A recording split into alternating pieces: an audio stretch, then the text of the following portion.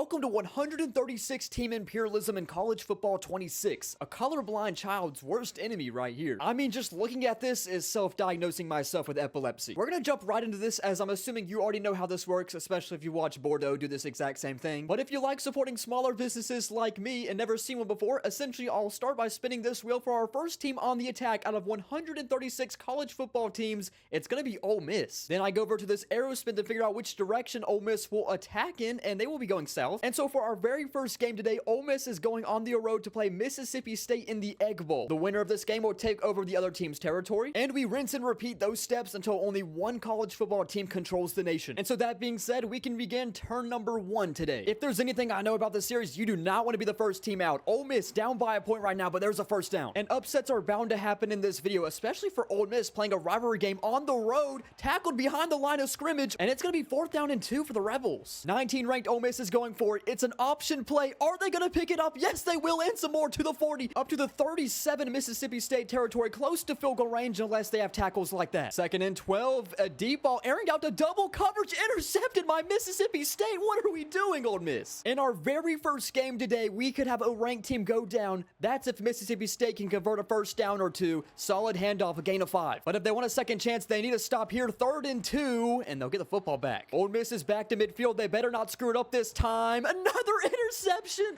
I think this is a fitting conclusion for Ole Miss today. They don't deserve it whatsoever, and they are the first of 135 teams eliminated today. And pretty convenient, we started on a rivalry too. The Egg Bowl is won, but they have a much bigger battle to win. That's taking over the nation. So Mississippi State wins the first game today. As you might notice, the more games you win, the bigger your land area becomes, the bigger the target you'll become as well. I can go ahead and promise you that every game is not going to be that exciting and entertaining because, well, there's a ton of teams, including teams that suck, like Kennesaw State. And these kind of teams we're not going to spend all day on. We'll probably just quick sim them. They're going towards the East Coast. So Kennesaw State will be going into Georgia Tech's land in North Georgia. And results like this will just be a lot of outcomes today, as Kennesaw State did put up a fight, but not good enough against Georgia Tech. And so far, our attacking teams are 0-2. And quickly on to turn number 3, where we are going to West Point. You wouldn't expect an Army cadet school to be good at a video called Imperialism. That being said, are they good enough to take down Syracuse in upstate New York? In the JMA Dome, Syracuse is lining up for around a 40-yard field goal kick to go up by 1, and Syracuse is up 17-16. We know our military schools like to play in the trenches, but we need to see the air attack. What a block by the halfback right there. Sets up a first down. Just watch that dude lose 2 ACLs in one play. Shifty white dude, by the way. First down to the 44. Freedom isn't ringing the bell quite yet. They need a lot more yards than this. It's a first down, but they have no timeouts. They're running a play with 7 seconds remaining on the clock. What are we doing? Oh, we're not going to get anything off of this. Army's going to lose. This is why Army is a running the football first school, because apparently they have no clue how time management works. I'm deep down cheering for our military schools today. We still have Navy and Air Force. Army just wasn't made for it. So far, our attacking teams are 0 for 3. I think that'll be a common trend today. And our other military school, Navy's up next. Now attacking from Annapolis, Maryland, where Navy is going northwest. I think that's fair to say it goes through James Madison University. I guess the Naval Academy showed Army how it's done. They take down James Madison 19-6. I got a feel for Army, however. The last time the United States abandoned them that fast was in a little country called Vietnam. But on the bright side, Navy's getting it done. The Shipmen are also our first college team to win on the attack today. Next up, we'll go to Florida Atlantic. They don't have much options in South Florida, but this is going somewhere. And somewhere as in right next door to Florida International. You know I had to put them in the Miami Vice uniforms. These are clean. But your uniforms looking good does not mean you're always going to play good. Ask the Oregon Ducks. They're down by at least 5 points right now. They need a touchdown. Scrambling out for the first down. There it is and more. Sliding to the 20. They're going for it. 4th and 5. Oh my goodness. What a collision and incomplete. And that turnover on downs led to Atlantic rolling out the clock, getting this victory in the Don Shula Bowl. Meaning our first team to fall in Florida is FIU. I guess Bordeaux is not rebuilding them good enough. Anyways, another team in Florida. This time it's USF. They're going northeast. This could either be UCF or the Gators. It actually just misses the Gators, so it's going to be USF versus UCF. I was expecting to see a bunch of rivalries early because of all these teams sharing borders who are rivals to begin with. This one's a cool name. Warren I-4. UCF does have a star quarterback. Maybe he'll do something on the run. What a missile to the sidelines. Now we have a handoff breaking some speed up to the 30-yard line. 2-minute timeout. So 4th down and 5. This time they convert, and after the catch to the 8-yard line. 1st and goal. He wants to see a touchdown just as bad as I do. do. It's another slant reaching for the goal line, and it's in. Our first touchdown on camera today goes to South Florida. UCF needs to answer back. They're only down by 1, escaping out of the pocket. Wide open receiver from the rollout on the wheel to the 46. Beautifully designed concept. They just cannot mess this one up like Ole Miss. Just about a 40-yard kick for Central Florida. Almost blocked. It could be a flag on roughing the kicker. Let's see what happens here. They declined the call. The field goal was good anyways, and now USF is down 2. Back up to the line with 5 seconds. This could be the final play of the game, and it's a sack for UCF,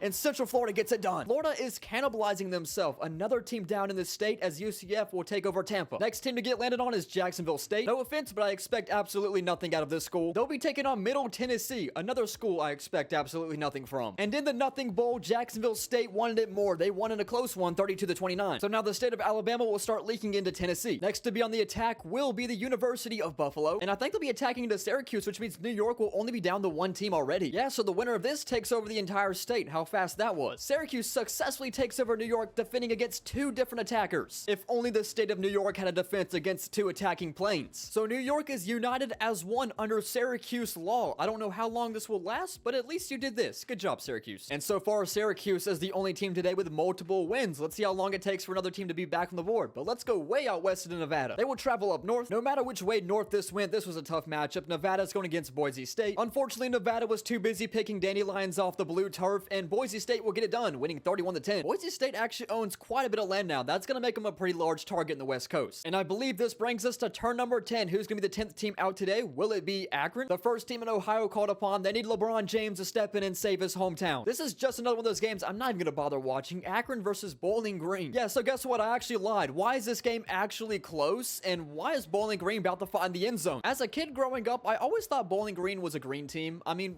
why not make this team green? I never understood that. They look like the Cleveland Browns. Here I am talking about colors of the rainbow, and I don't know what the quarterback was doing as he just goes face first into his linebacker's ass. Mark Sanchez did that a couple years ago on Thanksgiving. I remember that. Well, I guess they'll settle with the points. They'll take a lead and up to 10-9. I'm not even going to watch Akron do it. Do they get in field goal range? No, instead they turn the football over. Bowling Green puts up 3 more points, and the Falcons win 13-9. So another failed attack. I'm a little bit surprised so far. I mean, I know home field advantage is a big thing in college football. Within the first 10 teams eliminated, I think 2 of them won on the road on the attack so far, 2-8. And yeah, I believe that's the first 10 teams eliminated. Every time we get to this point, we'll do a full United States map check. Right now, Boise State has the largest land area. Syracuse overtakes New York and Florida down to 5 teams already.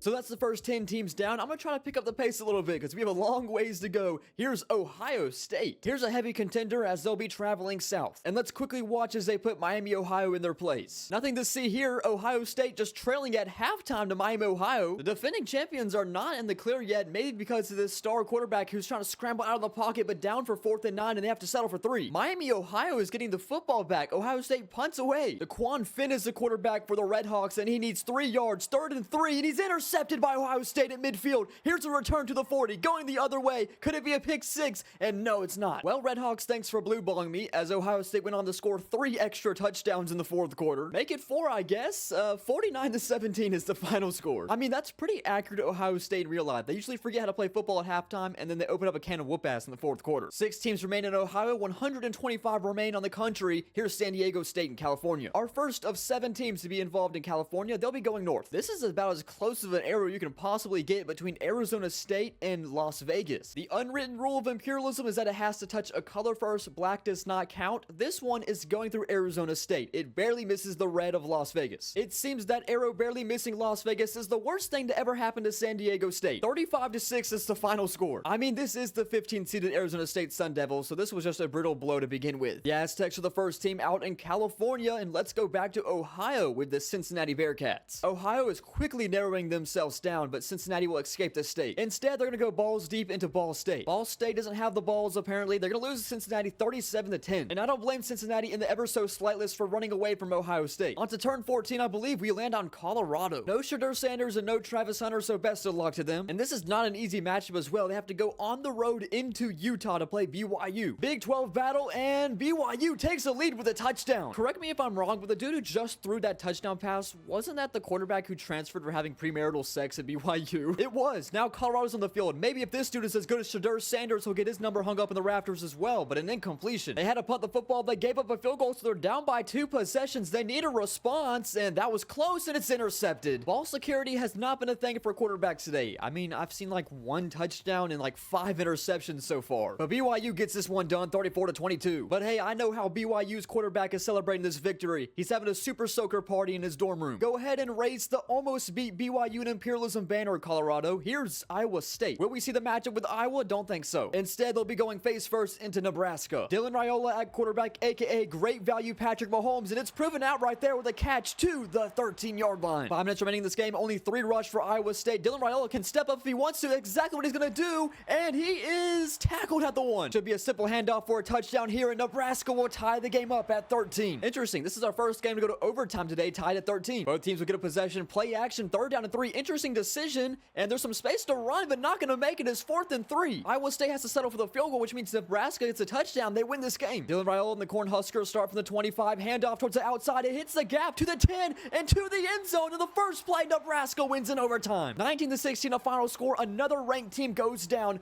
We'll call it an upset. Nebraska could very well be an underdog story today. They do have a solid quarterback, so we'll just see what happens. It's been a tough showing for our attacking teams so far today, even our ranked opponents on the attack. Let's go to Eastern Michigan. This is our first of 5 teams in Michigan. This one probably has the worst chance of them all. I actually don't know about that sentence because I have no clue who's better, Eastern Michigan or Western Michigan. Guess we'll find out now. I also just realized something, and this was bound to happen when making this map. I got my directions mixed up. You would think a team named Western Michigan would be on the west side of Michigan and vice versa for Eastern Michigan, but apparently I did not notice that mistake, so forgive me. I mean, come on, guys. It's not like either of these teams had a chance, right? I'll have to fix that next time if I do this again. Anyways, after recover an onside kick, not even close. Eastern Michigan's gonna lose this game 19-17. I apologize for my dyslexia, but good news, at least Western Michigan is actually Western Michigan now. What I'm getting at is that if you get landed on this wheel, you're basically doomed to lose because our attacking team's not doing so well. But can UCLA shift that perspective, however? They'll be going right next door to the Fresno State Bulldogs. The attack not going so well so far for UCLA. I'm gonna try my best to pronounce this quarterback's name. Nico Iamaleava? I can't say that fast. Forgive the stroke I just had on camera, but anyways, this is a pretty deep kick for UCLA to tie this game up at 13 against Fresno State, but it's good. So we're going to another overtime game, also tied at 13. Fresno State starting with the football, 3rd and 13. Look out, going down for a loss of 7 is 4th and 20. As a result, the Bulldogs got to attempt about a 50-yard kick in overtime, which is good. UCLA takes over, touchdown will win. Similar play just like Nebraska, where they're getting to the outside. It's already 1st and goal to the 7. 3rd and goal for Iamaleava. He keeps it himself for a pass. Easy touchdown. It's a walk-off for UCLA. So good for UCLA. The attack wins this time. On to turn number 18, I believe. This will go to Western Kentucky. Western Kentucky will be going after Eastern Kentucky. They'll have to take on the Louisville Cardinals. Western Kentucky was no match for the 24-ranked Cardinals, losing 45-7. Kentucky will now be split between Louisville and Kentucky themselves. And now on to turn 19, where we'll go to Wake Forest. First of 7 North Carolina teams to be on the move today. They want nothing to do with their own state, apparently, as they'll be going up north to Virginia Tech. This has actually turned into a pretty solid game. Virginia Tech down by 3 points, running for the 1st down into the 5. Keeper for the quarterback again. This time he dives in the end zone, and Virginia Tech goes up. Does Wake Forest have a response? 4th down and 8. Just gonna float it up down the sideline. There's a step for the receiver. Oh, he couldn't catch it though. Virginia Tech will go on to win this ACC battle 31-27. So Virginia will start bleeding into North Carolina. And so I believe this is turn number 20, where we are going to Ohio State again. Defending champions are on the move for the 2nd time, and they're going north. And so this is exactly what happens when you play more games. Their land area becomes a big target. Bowling Green, who won earlier against Akron, is playing Ohio State. The winner of this game has their 2nd win today. Yeah, talk about hydrogen bomb versus coughing baby. I think it was pretty clear who was going to win this game to start. So the state of Ohio, which started with 8 teams today, is now narrowed down to 5, as Ohio State owns a big portion of it. And here's our next map check, passing turn number 20. 20 eliminations so far. I think our most notable changes come from the West Coast. Everywhere else is still a blob of colors. On to turn number 21, where we will go to Virginia. Virginia will be going upstate, and as a result, we'll be putting Navy in their 2nd battle today. And it's a successful defense for the midshipmen. They win 23-7. Navy's taken down 2 teams today. They're 2-0 against the state of Virginia. We have 3 teams in the double win club. That is Ohio State, Navy, and Syracuse. Let's go to Missouri. Missouri now splits the state with a newly joined Missouri State, but instead they'll go north. And that's going to put Nebraska in their 2nd game today as well. Can they join the 2-win club? It's not looking as such unless Dylan Raiola can get the Cornhuskers in the end zone. Here's the first first down. 3rd and 10, blitz from Missouri, floating up to the post of the end zone. One-on-one coverage, and it's caught for a touchdown. Nebraska will tie the game. How will Missouri respond as they now trail by a single point? They just need 3 here. Can't get too crazy unless you have a receiver that open at the 30-yard line. Race to the end zone. Can the safety catch up? He cannot. Missouri's on the board. Did they score too early, however? There's a minute 50 remaining. Missouri will line up a 2-point try, of course, to make this a 7-point game, and no, Nebraska storms up front, so it stays at 5. That burns about 30 seconds off the clock. Wide open off the first step is a receiver to the 40 into Missouri's territory. It's 3rd and 10, under a minute remaining in this game. Another catch, and this one's to the 20. 2nd and 4, going towards the end zone. Intercepted! No! That was such a good drive, too. An absolutely awful mistake will give Missouri the victory. And to answer your question, no, Nebraska would not join the 2-win club. But I won't complain about a successful attack. Good job, Missouri. Next selection will go to Georgia Southern. I feel bad for this team. They're like Switzerland during World War II. They have nothing but enemies around them. They did luck out, however. It wasn't Georgia, wasn't Florida. Instead, it's Georgia State. They could definitely win this. Never mind. The jokes apparently write themselves here. Georgia State, the team from Atlanta, wins 28-3. Well, I guess at the end of the day, if you can't take care of your weakest border, you're definitely not doing anything against your strongest border. Turn number 24. You can barely just make out the logos on the wheel now, as we will go to Sam Houston. I think this is our first Texas team today. It's also our worst Texas team today. They'll be staying inside the state. They'll be going right up north into SMU. The NIL merchants got it done against Sam Houston, not before allowing 23 points in the 4th quarter. A little scary. I mean, after all, SMU was a few misfortunate plays away from winning the ACC, so I mean, can't expect much different here. This will be the 25th team eliminated today, and it could be Illinois. I feel like our attacking teams will be better the farther we get into it. Of course, that makes sense. Only good teams would last that long. However, I fully expect the attacking team to be victorious this time, as they're going to the brand new D1 school, Missouri State. Will you even let them score a point? They're brand new. They're about to drop 50 on them. 51-0. I didn't even realize Illinois was ranked that high. They're the 10th team in the country, apparently. They prove it. Well, at the end of the day, Missouri State, at least you made it on the map. As you can clearly see, we're still in the process of elimination stage in this video. A lot of teams need to get out of here. Here's Houston, another team representing Texas, as they will travel towards Louisiana, and which right next door to them is the Ragin' Cajuns. Could this be an upset in the making? Houston's down by 2 scores right now. Unbelievable. I did not know Louisiana was built like that. They won 23-17. Surely that's gotta be an upset, right? I have no clue how good this team actually is. 110 remaining teams, and here is Liberty. Virginia has been getting bombarded by the Naval Academy right now. Maybe they'll have a response. The response is get the hell out of there and go play Duke in North Carolina. Another handoff towards the outside. No one's there, and Liberty's in the end zone, and they'll be up 20-16. Our teams have been pretty bad today in the 2-minute drill. Maybe Duke can change that. I lied. They fumble the ball. Thankfully, an offensive tackle dove on the football like SGA trying to get to the free throw line. Here's a completion. Never mind. It's kicked around to the 45. That being said, it comes down to a 4th down and 16, which is going to throw it up for a one-on-one route, and it's incomplete. It's a turnover on downs. It's a successful attack for the Liberty Flames as they'll take down the Blue Devils 20-16. Look at the chaos that Navy has caused in Virginia. They're causing all the teams to relocate to North Carolina. Nobody's blaming you, Duke. You're a basketball school. It's okay. Let's go to turn 28, and we'll go to South Carolina. This is my home state, so I'll have to show a little bias. Hopefully they get this one done. Keyword hopefully, because they have to take on their Palmetto State rivals, the Clemson Tigers. I mean, they have won the game here before. I'm not going to count them out. It's a battle between 2 Heisman hopeful quarterbacks, Cade Klubnik, and on the field right now, Lenore Sellers, who needs the first down, and he gets it as he floats it up to the 30-yard line. Lenore Sellers and Nick Harbor are 2 of the best players in this game, and it's proven right now, and they're in the end zone for a touchdown. South Carolina with a go-ahead lead. This extra point will make it a 3-point difference. Clemson needs to respond. Clemson only trails by a field goal, so we might see another overtime game. Klubnik to the sideline, first down to the 35. 60 seconds to go. Wide receiver screen. South Carolina's there. Not so good play calling. Do they recognize they have to go down the field, not lateral? Here's the airing up to the sideline, and this one's caught at the 25 and breaking 2 tackles. Clemson is in the end zone, and they have the lead once again. How does South Carolina let that happen? As a result, Lenore Sellers has to go 80 yards with 3 timeouts. Here's a handoff for a first down. Good blocks upfield. Also managed to get out of bounds, so no timeouts were called. Lenore's up the middle in the Clemson paw. And then somebody on offense got injured, so they're saving all their timeouts still. 35 seconds from the 50. Another handoff. It works pretty well. Oh, never mind. Call a timeout. Call a timeout. Call a timeout. Call a timeout. What are we doing? What are we doing?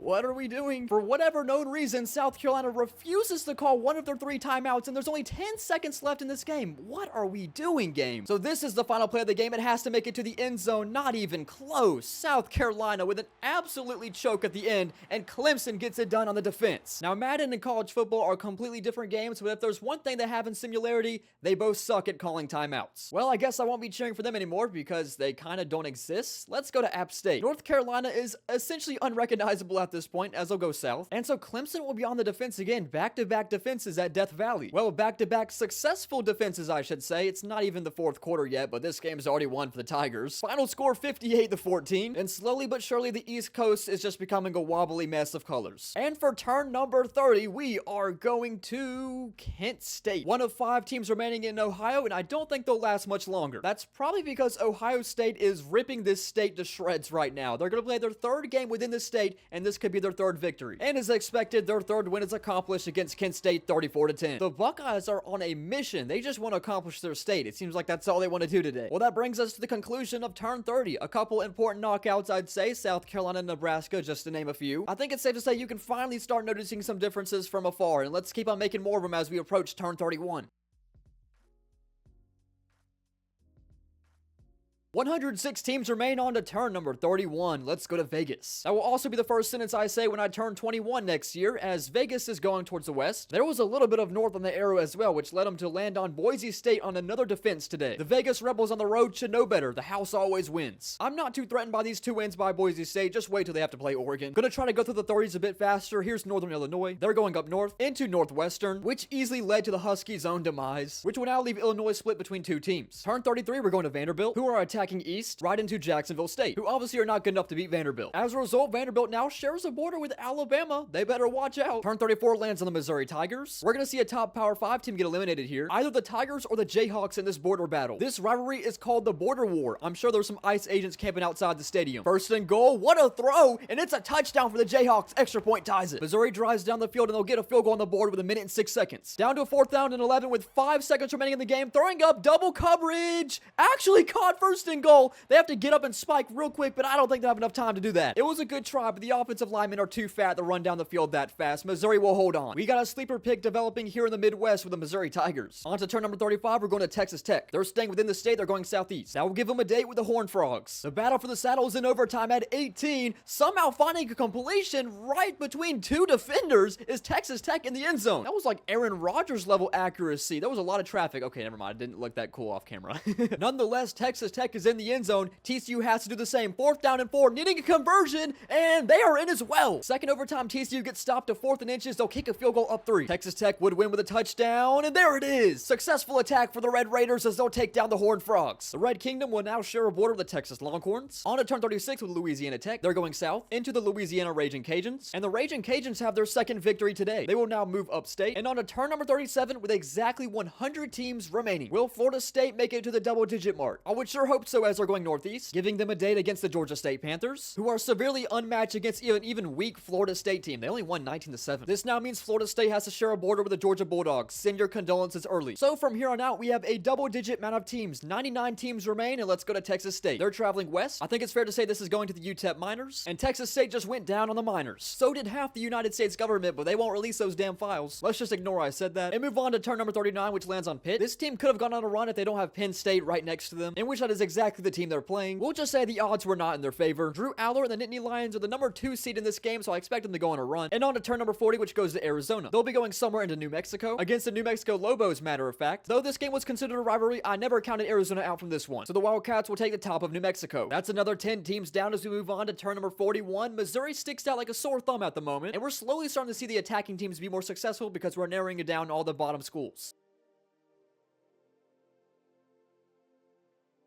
96 teams remain. This video is taking me so long that Bill Belichick's girlfriend caught up to him in age. The Roadrunners are in a weird position. It just depends where the arrow's closest to. Or I guess this arrow can conveniently go through Rice's land. Yeah, I sure hope San Antonio would not lose to a school named after a grain of food. And team by team, Texas is slowly getting conquered as UTSA works their way up to Houston. Turn 42 will land on the Alabama Crimson Tide. Excited to see their first game. Could be somebody good, or it could be a no-name. Well, I wouldn't exactly call Mississippi State a no-name, but to Alabama's standards, they might as well be. What the hell did they put in the water in Mississippi State? You're telling me Mississippi State has brought Alabama to overtime? I don't know how long they'll last, however. Look at all these stars Alabama has on offense. Nothing new for this program, and it's going to one of them right there for the end zone. Touchdown. Alabama strikes first with Bernard. This team took down Ole Miss. Will they be able to work their way to take down Bama? Not looking like it. Fumble. Never mind, a Bulldog dived on it, so Mississippi State keeps possession, but it's a 3rd and 19. Make it 4th and 10. This would be an absolute miracle if they can get a conversion. Throwing it up for a one-on-one. This one's batted away, and Alabama Bama will hold on in overtime. I will have to give my flowers to Mississippi State. They've made things interesting. On to turn number 43 where we get Ohio State, or not, that's Oregon State, or Oklahoma State.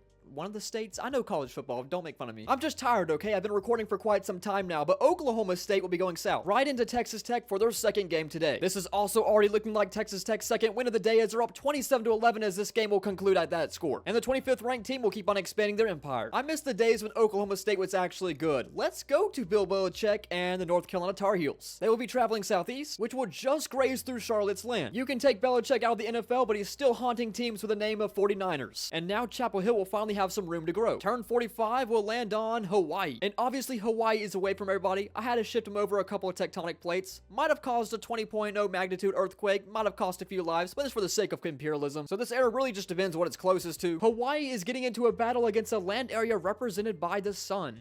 Does that ring any bells? Unfortunately, they will be 0-2 in said battles. So in our weirdest border change yet, Arizona State will take over this clump of islands. And now on to turn 46 where we get the Tennessee Volunteers. They actually have a lot of good teams sharing borders with them as Tennessee will travel northeast. Probably landed on the most favorable matchup for Tennessee as they're traveling to Virginia Tech. Or maybe I stand corrected, Tennessee just lost by multiple scores to Virginia Tech. Down goes the number 22 team in the nation. SEC kind of down bad right now. They lost Ole Miss in the first turn. Now Tennessee, Alabama struggled a little bit. Who knows what's going to happen with this conference? That loss is probably going to upset quite a few people, but let's move on to turn 47 with Southern Miss. They're going directly north. This is essentially jumping straight into a black hole for this team. This is the type of game the SEC schedules in September. And that being said, Alabama now controls the entirety of Mississippi. Turn 48 lands on Western Michigan. They've already knocked down one Michigan team. Can they do the same against Michigan State? Why was that even a question? I mean, who cares? At least they got the land back that they should have started in to begin with. Turn 49 goes to Washington State. I see a big fat L in their future, especially if they have to go down south and play Oregon. I gotta give credit to Washington State for sticking in this game, but they're gonna need a miracle as they will pass midfield. Maybe a 46-yard Hail Mary or an interception straight to an Oregon Duck. Yeah, that works too. Sometimes I forget these dudes are college students. They probably have a long day of calculus ahead of them. It was an L for Washington State, but I wouldn't call it big and fat though. On to turn 50. Can you believe it? And we're still not even halfway done. Old Dominion will travel north. Oh no, guess who's back, everybody? It's the Naval Academy. If they have a successful defense, it'll be their third win of the day, which will be the most on the map so far. What a run it's been for Navy as they start 3-0 today, taking down Old Dominion. Are these super impressive wins? Not really, but at least they're gearing up for some Power 5 teams. And here's a map update with a grand total of 50 teams eliminated so far, leaving us with 86 total programs on the map.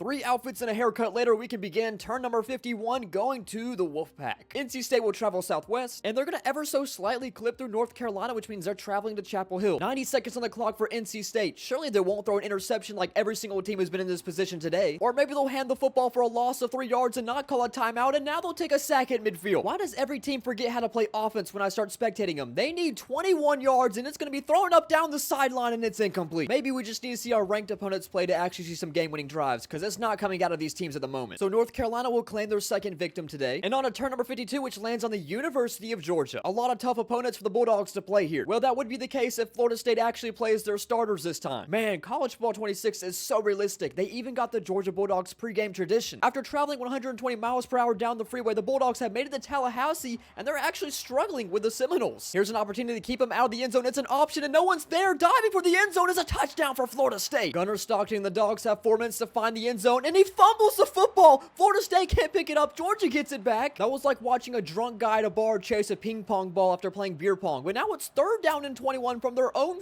4-yard line. Gunnar Stockton steps up in the pocket, delivers a missile downfield, an open receiver off to the races to the 40, gets a block. It's going to be a Georgia touchdown to tie the game at 23. Georgia defense wants to force a 3-and-out 4 rush for the Bulldogs. Wide open receiver for a first down. 90 seconds remaining, 3rd down and 2, stepping up and running for the first down. Florida State is in Georgia's territory. 2nd and 7 handoff, first down Florida State. Georgia has no timeouts. Unbelievable that the Georgia's defense just allowed this to happen. The biggest upset today as Florida State takes down the number 4 ranked Georgia Bulldogs. I guess this is what I get for making fun of them. Damn. And now the only Georgia team that's remaining is Georgia Tech. FSU gets their second win today, both against Georgia teams. Now let's go up to Massachusetts. UMass splits the state with Boston College, and they'll be going south. This gives us Massachusetts versus UConn. Alright, say UMass, but replace the U with an I. Absolutely absolutely groundbreaking change of land right here. And on to turn number 54, where we're going to Memphis. One of 2 teams left in the state of Tennessee. Or should I just go ahead and say only 1 team remaining in Tennessee after they lose to Alabama? Alabama gets their 3rd win today. They gotta stop playing cupcakes, however. They are now controlling land in 3 different states. And on to turn number 55, we're going to San Jose State, I believe. Sure is, as they'll be attacking north. Speaking of playing cupcakes, Boise State will be looking for their 3rd win as well. Maybe Boise State are the ones that are cupcakes here because San Jose State is just outside field goal range. Not anymore. It's a fumble, and it's going to be a scoop and score for the Boise State Broncos. Never mind, that dude's fast as hell. Oh my goodness. Honestly, it probably would have been better of just letting them score a touchdown because now they're just going to drain the clock and kick a field goal. Unbelievable that Boise State just barely survives this game. There's a flag. Doesn't matter. The field goal's good. Boise State gets their 3rd win of the day. Just to think that San Jose State was approaching field goal range and then their quarterback fumbles away the entire game. I blame the super hypnotic blue turf field for that loss for San Jose State. But let's go to the 2017 National Championship winners, UCF. Their 2nd game today, their only options are up or down. It just depends on what it's closer to. It's down. So UCF will attack the Owls in Florida Atlantic. The Knights get their 2nd victory of the day, winning 23-6. And the next time you'll see Central Florida, it'll be either against the Hurricanes or the Gators. Best of luck. Turn 57 will go to Stanford. They're completely encapsulated on the West Coast, and they'll be going north. You see, this is exactly what happens when your land area gets as big as Boise State. You become the biggest target. It's the easiest to land on, and Boise State getting landed on once again,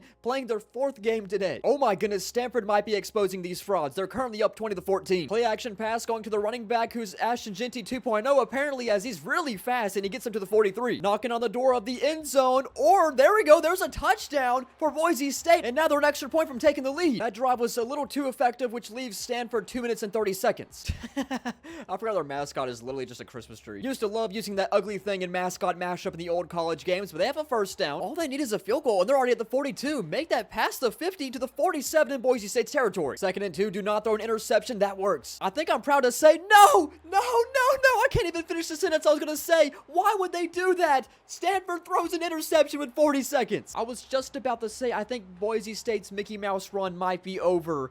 But no, again, they get a clutch turnover. Why are we going for the end zone anyways? Just run the football. Boise State with their 4th win today. They're celebrating like it's the world for them as well. We were on the verge of greatness, Stanford. We were this close. I've never prayed on a team's downfall so bad, but here's Arkansas State. That will give us our 1st game involving the Oklahoma Sooners, who will get this win against Arkansas State, but not in a comfortable fashion. But at the end of the day, a win is a win. Here is turn number 59, going to our last remaining Georgia team, Tech. And we honestly might not have a Georgia team remaining after they play this game. Surely they don't fumble against Florida State like the Georgia Bulldogs did. Well, Florida State finally got put in their place. It's weird that it took Georgia Tech to do that. And by logic, this does mean Georgia Tech is better than Georgia. After all, they did almost beat them in like triple overtime in real life last season. And let's close out a wild decade of turns to turn 60 with Colorado State. Colorado State is heading west, which will put them on the attack against BYU, in which the Cougars will close out against Colorado State, winning 40-14. And all that's left for BYU to conquer Colorado is Air Force. So in an eventful 10 turns, to say the least, we're starting to see some empires form. We have the Boise State Empire,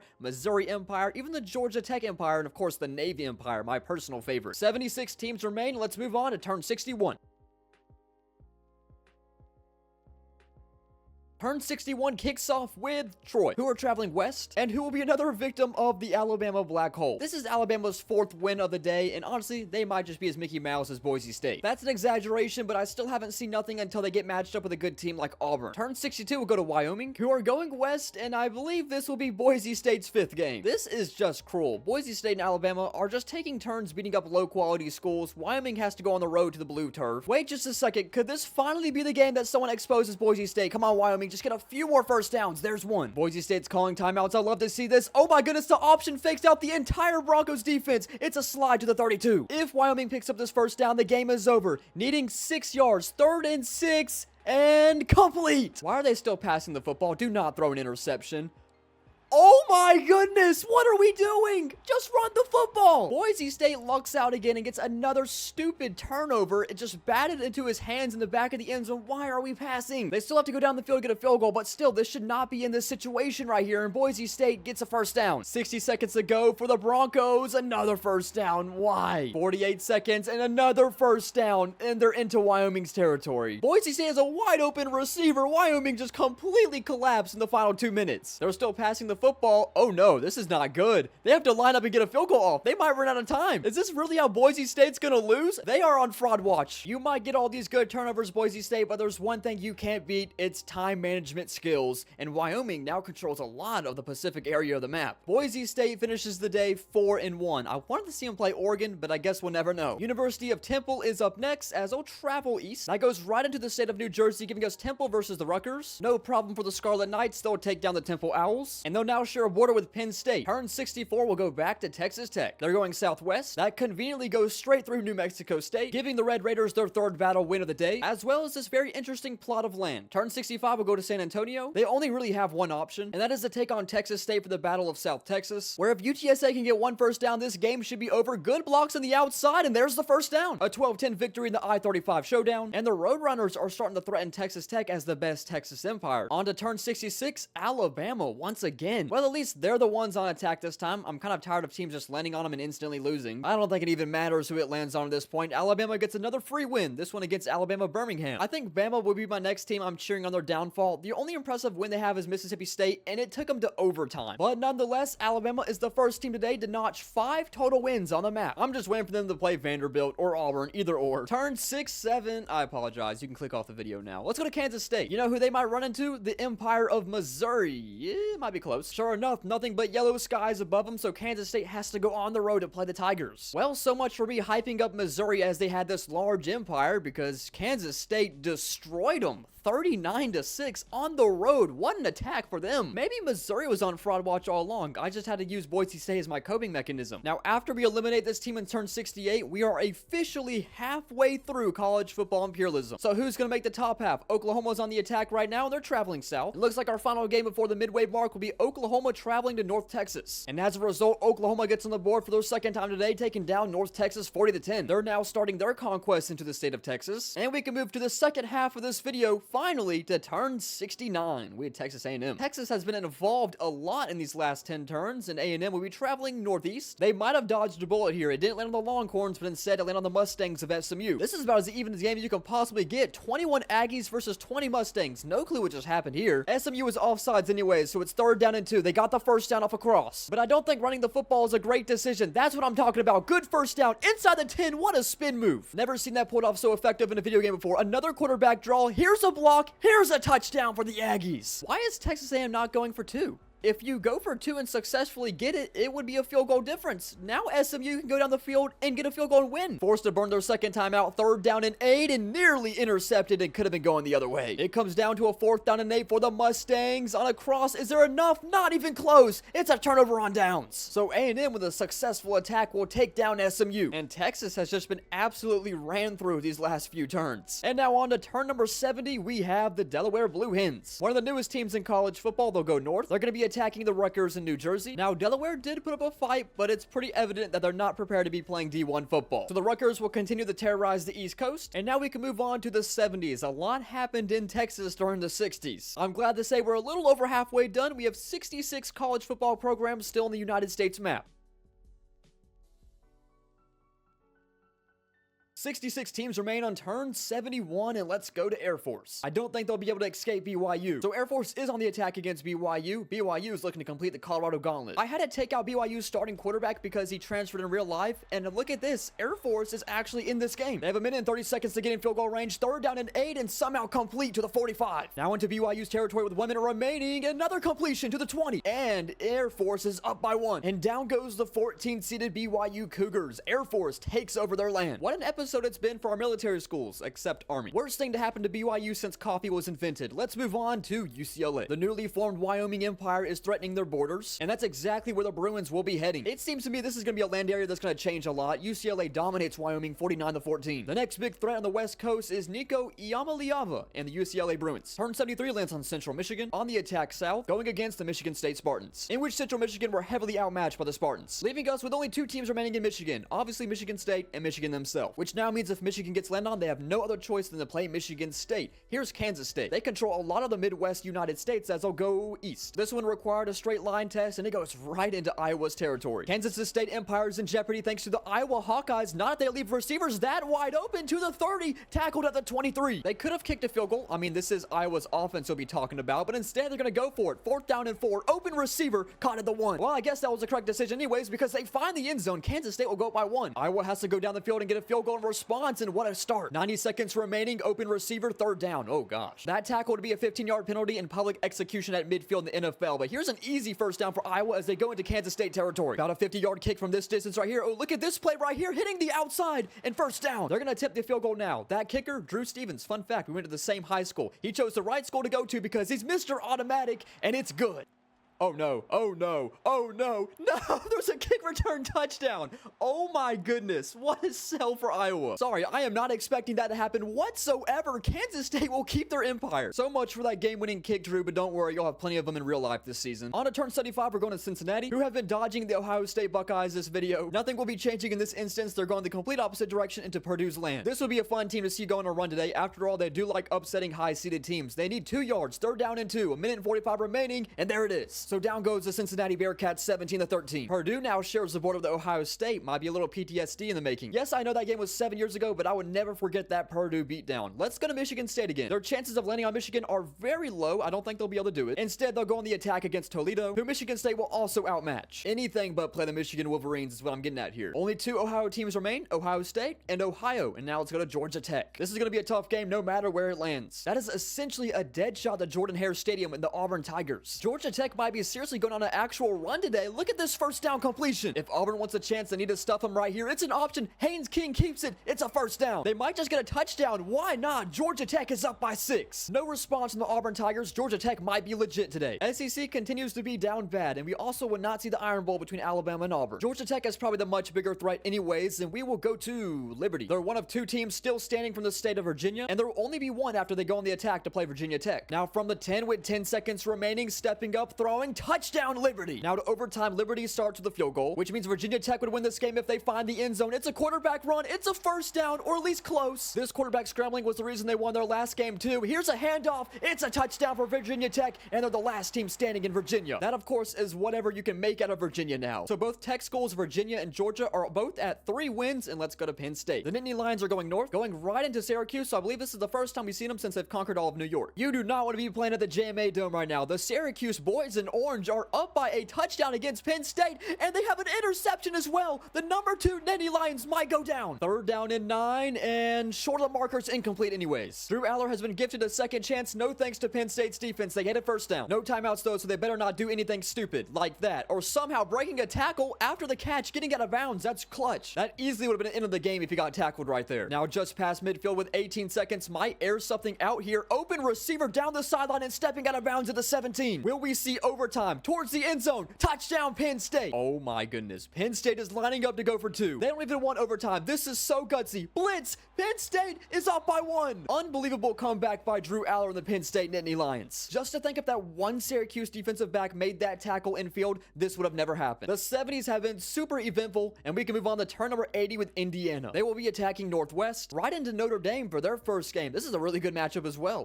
Never mind. I thought this game was going to be a little bit more competitive for the Indiana Hoosiers, but the expected result anyways is that Marcus Freeman and the Fighting Irish would take over Indiana's land. Well, that was an eventful 10 turns, and as you can see, I went ahead and fixed some logos because it was getting kind of annoying how small some logos were on the map. Now this action makes our Empires look very dominant as Kansas State, very large, Georgia Tech, Penn State, UCLA, those are our best right now. We still got 56 teams remaining and on to turn 81.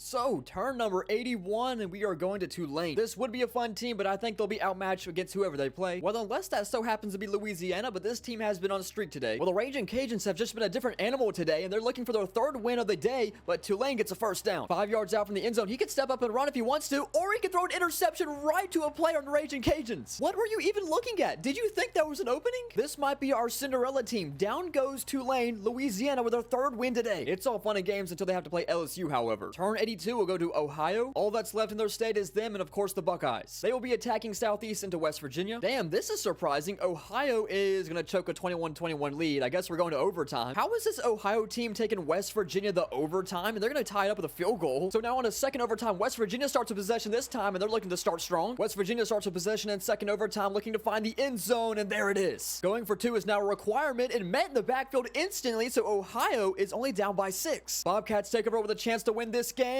First down, 6 yards out from the end zone, passing wide open. No one is even there, and they get 6. Now they can win with 2. Can they pull off the 2-point conversion? Ohio walks into West Virginia and conquers their land. Solid upset for the Bobcats, and there's 2 teams still remaining in Ohio. It seems to me we're getting to the point where every game is competitive, which is not good for the length of this video. That win by Ohio is more impressive than any win that Ohio State has this video. Alabama's on the attack once again. They've been landed on a little too much this video. Well, they're going to venture out west, which will barely graze Oklahoma's land, giving them a road game against an SEC opponent. This was a close one, but Alabama got it done in overtime. Okay, I can stop hating now. Alabama beat a ranked opponent. They're now officially legit. That makes them 6-0 today, and we will go to Penn State. We'll be traveling southeast in a dead shot for Maryland, and the Terrapins just did not stand a chance. 23-3 final score, giving Penn State their 3rd successful battle win today. On to turn 85, going to Illinois, traveling northwest, knocking on the door of the Kansas State Empire, which gives us a very high-ranked matchup. But even being the number 10 team in the country, seems like they've knocked on the wrong door. Kansas State Empire will stay strong, and as a result, Kansas State ever so slightly shares the border with Alabama. Turn 86 goes to the Louisville Cardinals, traveling southeast, giving us a matchup which is very strangely possible. Louisville versus Virginia Tech. Ranked opponents are starting to drop like flies now. The Hokies completely destroyed the number 24 Cardinals, giving us one of the strangest looking land areas yet. I haven't been giving Virginia Tech enough credit. That's their 4th win today. Now we have 50 teams remaining going on to Northwestern. Whatever you guys do, do not land towards the left. What did I just say? Well, the Purple People Eaters looking to claim their next victim. I don't know about you guys, but I think the Wildcats wearing purple are going to win this game. So the Wildcats take down the Wildcats, and they're marching their way to Notre Dame. Turn 88 goes to Purdue, traveling east. We're going to have to send this one to the replay booth. This arrow is close. Narrowing it down to just pixels, this will hit Ohio State red first. That's unfortunate. Sorry, Purdue. 2018 was a long time ago. So the Buckeyes will continuously beat up on Midwestern teams. And on to turn 89, why does Alabama keep getting landed on? Alabama attacks north. Uh-oh, fellas. What happened last time you guys played at this stadium? We might have a repeat of history. The only thing unrealistic here is that Vanderbilt's fans are actually filling up their own stadium. Diego Pavia needs a touchdown with 50 seconds remaining, scrambling out of the pocket, running for the first down, and more, gets a block, runs out of bounds. Wise decision. 11 seconds, 4th down and 2. This might as well just go towards the end zone. That's exactly what's going to happen. Oh my goodness, get big! Somebody will never be able to show their face on Tuscaloosa's campus again. I mean, he just got mossed. Vanderbilt's going for 2 just to make it a field goal difference. Diego Pavia steps up. It's a 3-point game. Alabama couldn't respond anyways. Unbelievable that it happened again. The Commodores might as well just pick the goalposts and float it down the river. Or they can pick this dude up and do this. Yeah, that works too. It took 7 games for Alabama to finally be defeated. No better team than Vanderbilt. I was literally just talking this one to existence. And so we move on to turn number 90. We're seeing Navy again. Could we watch 2 empires fall back to back? Yes, we will, because Navy is traveling to Virginia Tech, and both these teams are definitely empires at the moment. Virginia Tech is getting absolutely shut out at the moment. They only put up 3 points, and Navy is the true empire now. So much for the light I just shined on Virginia Tech. It's all about the Naval Academy at the moment. So into the 90s with 46 teams remaining. You know what's scary? A lot of good teams have not even been touched yet. Texas, the number 1 team in the country, not even touched. Miami, same for them. Other teams like Oregon have only gone once. That being said, there's a chance the winner of this video hasn't even moved a muscle quite yet, as we'll approach the 100 turn mark. On to turn 91, where we finally get Kentucky. This is one of those teams that have just been laying low the entire episode, and it might end up costing them. Well, actually, they have a favorable matchup against Marshall. Did I say favorable for the Kentucky Wildcats? I obviously meant for the Thundering Herd. They don't pick up the first down, but they will go by 6 points with this field goal. 90 seconds to go, Calzada steps out of the pocket, throw on the run, and completes it to the 25. Back to the line with 25 seconds. They can't afford another one of those. Here's a first down. Here's a touchdown for the Wildcats. A little too close for comfort, but you know what? A win is a win. So the Thundering Herd will get hit by a Thundering Herd. And on to turn 92, which we finally get to see the Miami Hurricanes. We don't even have to spin an arrow. It's automatically going to be a matchup against the UCF Knights. Even not playing a game in 90 turns, Miami does not have cold feet. The UCF Knights only put up 7 points. And here comes the Hurricanes working their way upstate. Finally seeing some new teams. Turn 93 lands in Wisconsin. I hope they got an updated quote on their life insurance. Well, they tried to fight it, but there's just no taking down this empire at the moment. Kansas State now picks up their 5th win today. Turn 94 lands on Utah State, who's attacking Northwest, right into the UCLA Empire, setting up their untimely death. And Utah is all that remains. Turn 95 will go to Washington. Their first attack today, it's going to be either Oregon State or Oregon. They got stuck with a harder option of the two, which they have to go on the road to play Oregon. 68 seconds, touchdown Washington. Oh my goodness, Oregon fumbled the football, gave it right back to Washington. How do you let this happen? Now Washington's going to easily put points on the board. Unbelievable. Down will go the number 6 Oregon Ducks. No,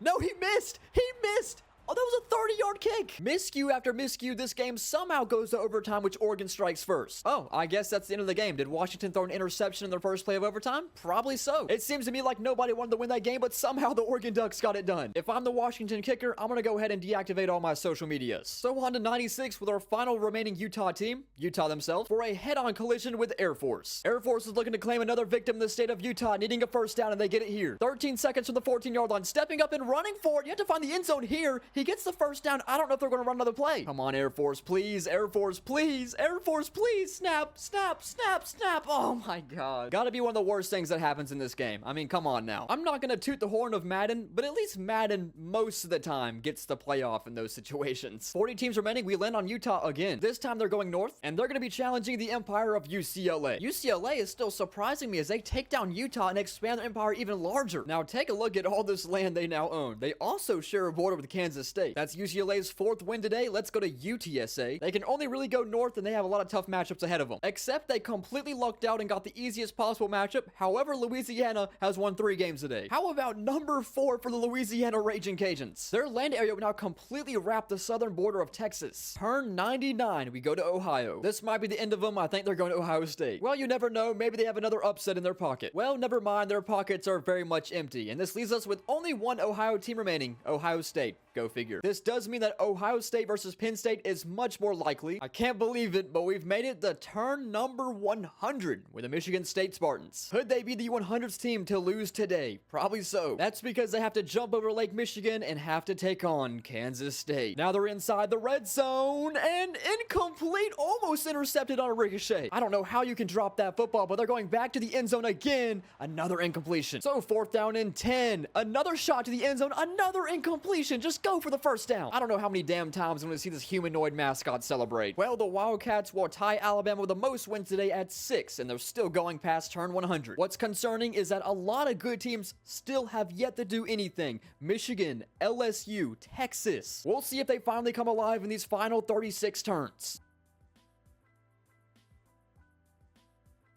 100 teams down, 35 more to go, and let's go to Tulsa. They're attacking Northeast, which will now put Kansas State on a kill streak. They're about to call in a UAV soon. I hate the stupid mascot so much. I literally hate him so much. He's literally just a white dude with a bear helmet on. I'm actually starting to lose track. I believe that was the 7th Kansas State win today. 7 too many if I'm being honest. Here's Notre Dame. The left of them is Kansas State, the right Ohio State. Pick your poison, and they will have a national championship rematch. Notre Dame will look for the revenge on the road to Columbus. Overtime in this shoe, and Ohio State will strike first with a touchdown. Notre Dame's turn to do exactly the same. They start with the first down. 13 yards out, staying through the air, complete, and a touchdown for Notre Dame, and they'll tie this game if they go for 1. 3rd and goal from the 1, just a simple handoff going backwards. Notre Dame loses 3. Very costly mistake by the Irish because Ohio State can win with a touchdown, and they missed the field goal too. Ohio State can win with a field goal. You couldn't have sold that bad. Might as well just let Ohio State get the end zone right here. 1st and goal from the 1, keeper for the quarterback, and Ohio State walks it off in the shoe, and they will take down the number 5 Irish. Well, at least from the kicker's perspective, those 3 points would have not mattered anyways. Ohio State's 4th win today, and it's the most impressive one by far. Here's North Carolina. They're traveling west, right into the Death Valley of Clemson Memorial Stadium for an ACC matchup. North Carolina is giving the Tigers a little bit of trouble right now as they go up by 2 scores in the 4th quarter. Too little too late for the Clemson Tigers. Down goes the number 7 team in the country. Seems as the Bill Belichick era is in effect, and the last remaining team from South Carolina is somehow Coastal Carolina. 104th wheel spin today will land on, well, there they are, Coastal Carolina. And because of the last game results, they're now completely engulfed by North Carolina, giving them no other option. UNC up again. The Chanticleers didn't stand a chance. North Carolina gains their 4th win today, now meaning North Carolina has conquered the entire state of South Carolina. If you're a team on the skill level of Coastal Carolina and you're just now getting landed on, it might just be too late for you. But here's a team it doesn't matter when they get landed on, LSU, which by the unwritten rules of imperialism, they only have one option. That's Louisiana, because their borders do not connect with any other team. Maybe I spoke a little too soon, but Louisiana is still in this game. Ooh, that was a little risky. 3rd and 7 is much better than fumbling the football. I don't know how he didn't right there, and they'll get a first down. This would be be the biggest upset of the video if Louisiana can reach the red turf within 50 seconds. Going in the flat, gonna be close, tackled at the 1-yard line. Third and goal, they're gonna punch this one in with a running back, and there it is! Louisiana is up over LSU. This is an important 2-point conversion because it would make it a 3-point difference against Garrett Nussmeier, but instead LSU storms up ahead. Well, now it's time to prove if LSU should actually be in this video in the first place, and already with a completion. 40-yard line, 40 seconds remaining. Garrett Nussmeier gets this one off and intercepted by the Raging Cajuns, and they're gonna be moving on past the Tigers. The Cinderella story continues. This is Louisiana's team. I cannot believe this team has 5 wins today. That's a Heisman potential quarterback they just beat too, who threw an interception to end the game. Now Georgia Tech's up again. Georgia Tech is surrounded by Vanderbilt and North Carolina. They'll go northeast. This will put North Carolina on the defense once again, and this is their 3rd game in the last 4 turns. Georgia Tech is starting to feel the pressure from the newly growing North Carolina Empire unless they can get in field goal range. They do still have all 3 timeouts, so they might want more than that. They keep on getting first downs as well. 13 yards out, offense is still staying on the field. 23 seconds remaining in this game. First down and timeout of the 2. Whatever you do, Georgia Tech, do not get tackled inbounds. They're running the football with Haynes King, and he's in the end zone on the option. The Yellow Jackets have become the kings of Chapel Hill, and they will put an abrupt end to North Carolina's reign today. 30 college programs to go on turn 107. We're going back to the Raging Cajuns. I'm excited. If they're managed to get this win on the attack, this would be their 6th win today. But this will be their toughest challenge yet, even tougher than LSU, because they have to go on the road to Kyle Field to play the Texas A&M Aggies. I'm afraid this might be where the story ends for the Louisiana Raging Cajuns. Just put up a point. Put up a point for old time's sake. No, they're actually the first team today to get completely shut out, and it's by the Texas A&M Aggies. I usually forget everything that happens in an Imperialism video one day after recording, but this one, I will not forget. It brings me great pain to wipe their logo off the map, but you know what this means? The last Louisiana team standing is UL Monroe, and they got to this point by doing absolutely nothing. And let's go to the UCLA Empire. They've been a little stagnant for how big they've been. Wow, okay. I can't believe this happened. We actually just had an expansion. It doesn't do anything for today's video, but at least it makes the Empire look even bigger. This also means we get to spin for a new team, so UCLA will survive another day, and let's go to Arkansas for the very first time. They're completely squished by 2 Empires, so I don't think they'll last a long time. And of course, with Kansas State being as large as they are just such a huge target. They're going on the defense again for their 8th game today. Make it 8-0 for the Wildcats. I can't stand this stupid mascot, man. I hope his head falls off and reveals his dweeb personality to the entire student body. Is this worse than Boise State? It might be. Honestly, I can't really remember the most impressive Kansas State win. Compared to like Georgia Tech or Vanderbilt, I don't know. Just wait till Michigan gets landed on. It's all over from there. And they almost just did, but instead it's ECU. Whatever this arrow is closer to, Navy or Georgia Tech? The answer is pretty evidently Navy. Oh no, this might be the end of my beloved Navy midshipmen. It's 4th down and 1. They at least need a 1, and then they need a field goal after that. They're going to stay in the flat. They get the first down. No one's there for ECU, and stepping out of bounds at the 42. Okay. Navy might as well just find their way in the end zone. Wide open. Navy is up by 6. We might not have Cinderella Louisiana anymore, but we sure as hell do have Navy. This now means that both North and South Carolina have been completely eradicated. No teams left from both states. That's Navy's 5th win today, and we'll move on to turn 110 with California. California goes southeast, directly into UCLA, and I like to believe the Golden Bears were a little too late to the party to go on a run today. All that's left for UCLA to completely control California is the rivals USC. Now, out of the 26 total remaining teams, 10 of them have yet to do anything. I'll bring it up again. I'm still patiently waiting for Texas and Michigan, hoping to get them in turn 111.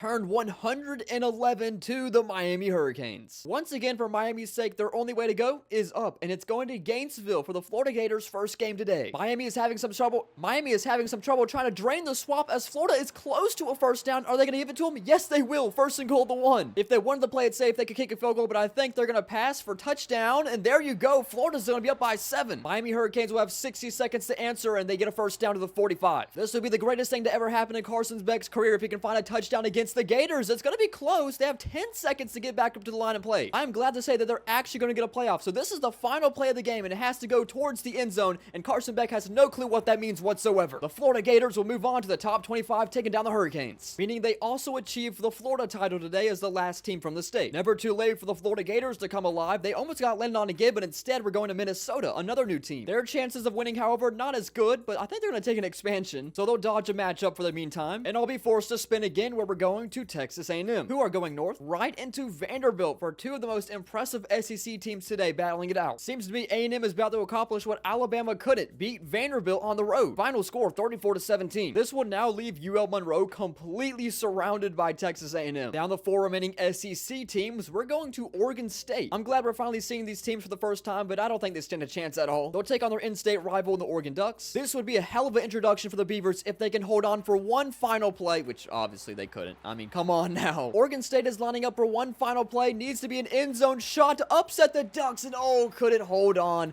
and Oregon will keep this one. Oregon hasn't played a lot today, but they keep on barely surviving against these opponents. Turn 114 goes to Baylor, their very first appearance, who are going north up to Texas Tech. Well, this team's not late to the party. Baylor wins 24-14 over the Texas Tech Red Empire. Baylor is jumping right into the action. Turn 115 will land on the UConn Huskies. I'm glad we're seeing these underused teams, but I don't think they stand a chance. They're on the attack into Penn State, and obviously UConn was not prepared to raid the number 2 team in the country. Penn State will pick up their 4th of the video, and on to 116 where we get Kentucky. Up is Ohio State, down is Navy, and Ohio State it is. Tough game ahead as the Wildcats will try to conquer the shoe. Not much of a chance for Kentucky as Ohio State would pick up their 7th win. This further proves that the Big Ten outperformed the SEC today. Yes, it's just Kentucky, but there's only 3 SEC teams remaining, and let's go back to Baylor. They've already taken down one Empire. Can they take down another? Well, they'll be giving it their best shot because they hit the El Paso part of Texas, owned by Texas A&M, for a tough game at Kyle Field. Unfortunately, this is an SEC team that did come to play today. Texas A&M takes down Baylor. All that stands in the way for the state of Texas is the Longhorns, and now they have 2 teams encapsulated in their land area. Man, they're holding hostages like the Taliban. So if either Texas or UL Monroe gets landed on, it's an automatic matchup to Texas A&M, but instead we get Ohio State. We're going to see a good team leave the video here. It's about time Kansas State will get some competition. It will be a home game for them, but they have to take on the Ohio State Buckeyes. Avery Johnson, the Kansas State Wildcats, will give it all they got unless you run right into the defensive end of Ohio State. If they can't pick up 14, then they're going to have to punt the football away, but Avery Johnson wants the 14. He wants more. Open receiver to the 20, the 10. Kansas State goes up. All of a sudden, Ohio State needs an answer with 45 seconds remaining to the 30. 25 seconds to Jeremiah Smith for a first down. Final timeout called. Cannot forward a tackle in field. Almost taking a sack, but getting it off, and that's exactly what I just said can't happen. Meaning this is our final play. If they can get the snap off 1 second, Ohio State loses to Kansas State. At least on the bright side, I don't have to see that stupid mascot. This is Kansas State 9th win today, and I think I can finally stop making fun of them. They're legit. What else can I say? They just knocked off the defending champions. Well, Oregon gets landed on next, and they only have one option, so we might see another large empire get knocked off the map. Nico Iamaleava has 33 seconds to keep his empire afloat, and it's also a 4th down and 9. 4 rush for the Ducks, almost getting home, and completes it to the 40-yard line. Okay, there's a chance. Can he get a playoff? One final play, and it has to go towards the end zone to tie this game at 27, and it's caught but well short. Oregon will take over the entire Western Pacific part of the map. It hasn't been a very dominant run for Oregon, but they keep on finding ways to win, and that's all that matters. A good farewell to UCLA, though. They had a really good run today. And on a turn 120,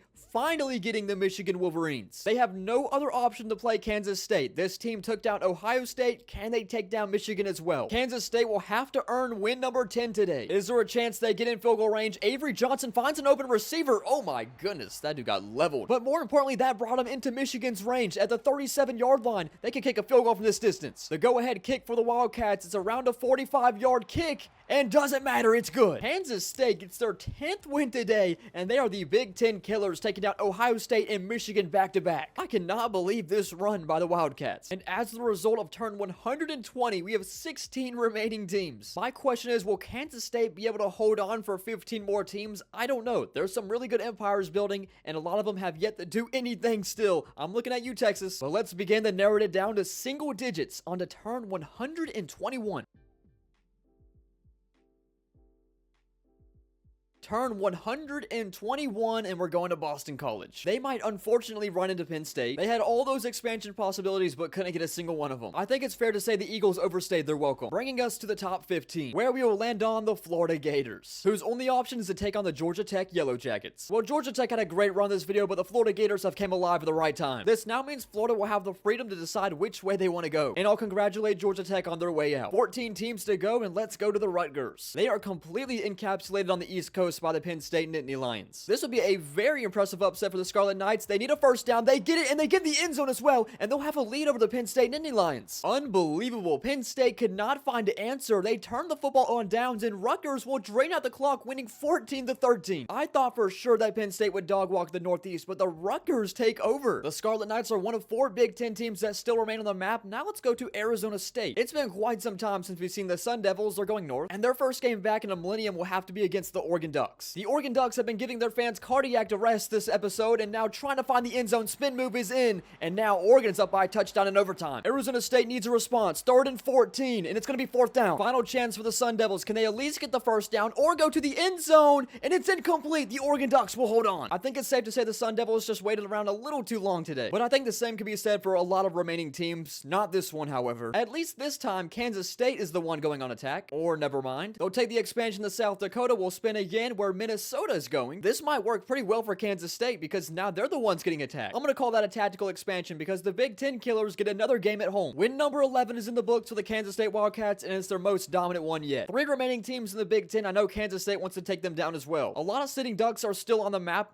Not these sitting Ducks. I'm talking about the ones that haven't done anything yet. Chances are that Oregon lands on Kansas State here. It's going right into Kansas State for one of the biggest games today. You guessed it, the Oregon Ducks are in another overtime game against Kansas State. Who's in the end zone for the first touchdown? How does Oregon respond? 3rd and 2. Okay, 4th and 3. Win number 12 on the horizon. They're going to hand the football off on 4th and 3. Why would they do that? Kansas State stops them, and they take win number 12. Who is going to stop this team? Somebody's got to step up and do something. I'm actually starting to get a little afraid that Kansas State might actually win this episode. Up next is Arizona, which we haven't seen in forever. Thank the Lord this did not land on Kansas State. Instead, it goes to Texas A&M. And just like that, both Arizona teams have been wiped off the map. This brings us to a total of 9 teams remaining. 2 of these 9 teams are being held hostage in Texas A&M, including the Texas Longhorns. Finally, it took 128 wheel spins for the Texas Longhorns to get landed on, and they must go to Kyle Field and play the Aggies. Well, so much for the Texas Longhorns. They've waited 128 wheel spins for absolutely nothing, and they lose 23-3.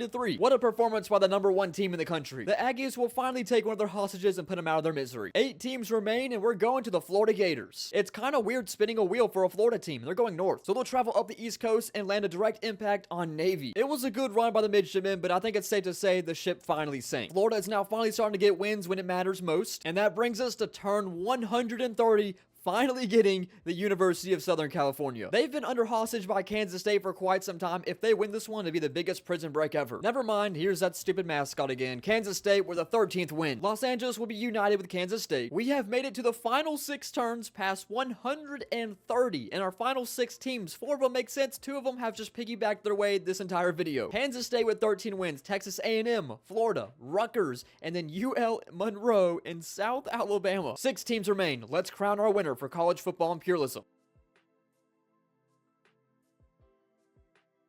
Turn 131 begins with South Alabama, finally. They actually do have an option to play Florida here, but not the case. A&M is looking to stat pad another win. A&M will pick up win number 7. They only have 1 stat pad win remaining, and that's with UL Monroe, which maybe we'll see right here for turn 132. Yes, there they are. This should be another Texas A&M freebie, and that's win number 8 for Texas A&M. Now we've finally narrowed it down to the teams who actually deserve to be here. 1 team from the Big Ten, 2 from the SEC, 1 from the Big 12. The final 4 teams, let's start with the Rutgers Scarlet Knights. They are attacking south and a little east, which means they're attacking into the swamp against the Florida Gators. The Ruckers were giving it all they got to join the top 3 today. Here's a first down off the handoff and some more to the 45, still going to the 40. Might as well run the football again. Good blocks towards the outside. Another first down on the ground and to the 15, still going. 2-minute timeout. They might as well stand the ground. No, they're going to pass in the flat. 2nd and 10. Good tackle. It's a loss of 5 for 3rd down and 15. Cross. Close to a first down, tackled for 4th down and 2. No other choice for the Scarlet Knights, needing at least 2 yards, or they can get the touchdown. No, it's a drop in the end zone. Florida takes over. Florida's got to be careful not to give up a safety here. Tackled in the end zone. It's a safety. 70 yards to go with 45 seconds. This is the first pass, and it's caught at the 40. Oh my goodness. 13 seconds to go. Open receiver, and they burn their final timeout at the 18. If they are smart, they have like 2 or 3 chances at the end zone, but they might not have a single chance chance at all. A sack for the Gators and a clutch win to make it way to the top 3. Florida now owns majority of the East Coast from Florida to New York. The final 3 teams. These 3 programs combined have 25 total wins today. Kansas State has 13, A&M has 8, Florida has 4. This is essentially our runner-up game, which lands on the Aggies. Texas A&M will be on the attack north, which therefore means our second to last game is Kansas State at home again against Texas A&M,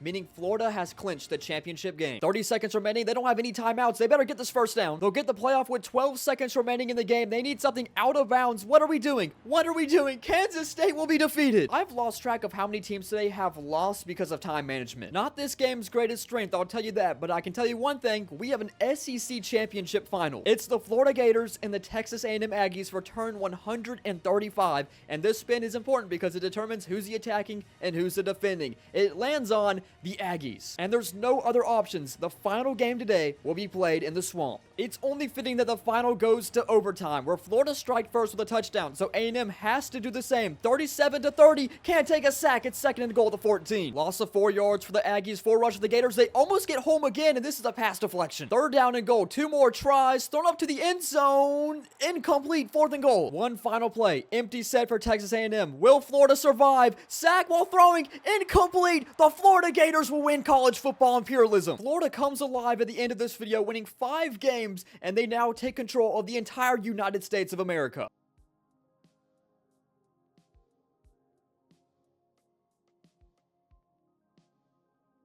It only took Florida 5 wins today. On top of that, a lot of their wins, they couldn't decide who they wanted to play. So they took down some good teams in Florida, made their way up the state, and conquered the entire land. Now, I did post on my community asking you guys who you thought was going to win probably like a week ago now. Quite a bit of y'all got it right. Crimson Panther got it right. JNES Cool Kids. P3T.E or just Pete. Aiden got it right. D-Time got it right. Coleman got it. Nate Chunks got it. Jimmy, you're correct. Orangutans are gooder is correct. That's interesting. Swordman got it. Nicole got it. And I believe that's all. 12 of y'all got it right. Hopefully I didn't miss anybody. Well, I figured I should go the extra mile and do a college football imperialism placement board 136 to first place. Please take this with a grain of salt because this is a lot of stuff to keep track of. There might be a few mistakes, but I think everything is pretty accurate, including the last place team, Ole Miss, 136. And in this 30-team stretch right here, only 2 teams got a win. Bowling Green finished 1-1, and Nebraska finished 1-1. Next page, it looks very similar, but we had a lot of good teams fall in this 30-team stretch. Georgia, Tennessee, even Florida State to an extent, who finished 2-1 today. It's crazy to say that Jacksonville State and Georgia State got more wins than Georgia and Tennessee today. Now we move to the next page to 76 to 47. This is where we see some of the empires that lost today, and all the way down to Alabama and Virginia Tech, who Alabama had 6 wins and Virginia Tech had 4. Also notable, Syracuse had 2, Missouri had 2. I thought they did a lot better than that, but they finished 70th and only 2 wins. And now this is where you get to a lot of the good teams from 46th to 17th. You can see we have Michigan State going 3-1, Clemson, and then North Carolina went 4-1,